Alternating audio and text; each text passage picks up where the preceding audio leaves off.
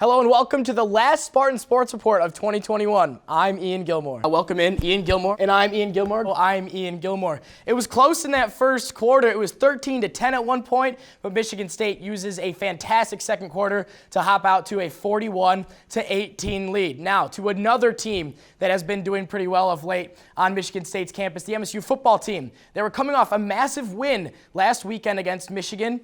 They were ranked number 3 in the first college football playoff, but it's never easy to go and get a win at Purdue. Nick Woodruff's right about one thing. It's been a roller coaster of a season so far, Phil, and it doesn't get any easier this weekend. They welcome in Indiana. Maybe not the team they've been in past years, but Indiana always good. How do you think that one goes? Great to see you again, Reagan. How was your new year? It was good. It's good to be back. You know, I was actually in Atlanta for the Peach Bowl. Oh, really? Same.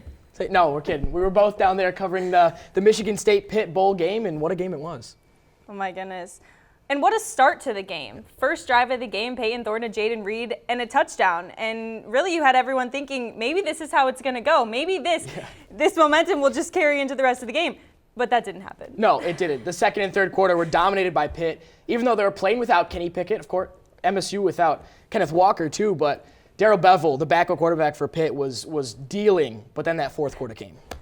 And a 3-touchdown quarter for Michigan State, and by far the biggest play of the game for the Spartans from Cal Halliday. Yeah, a pick six with less than a minute to go.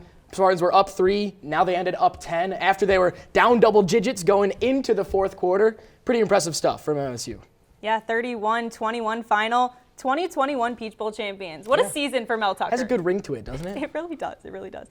But another team that caused a lot of buzz this season is Tom Izzo and the Michigan State basketball team. Yeah, they were doing pretty well. A 14-2 start to the season is, I think, a lot better what many have expected for the Spartans, but there's been some dodgy performances of late from Tom Izzo's squad.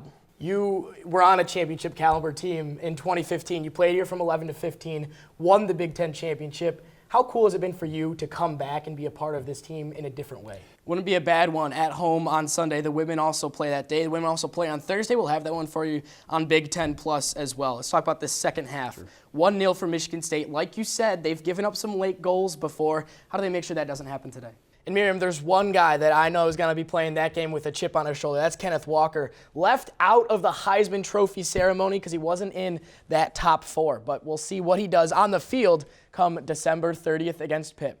That's it for this edition of the Spartan Sports Report. Thanks for joining us this semester as we return to the studio for the first time in over a year and a half. We can't wait for it either. Tyson Walker, he's going to be a fun one to watch. The team's first game is an exhibition against Ferris State next Wednesday.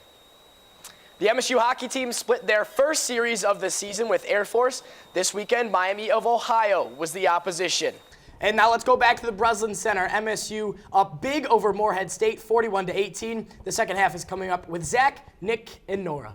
That's it for sports this week. I'm Ian Gilmour. Back to you guys in the studio.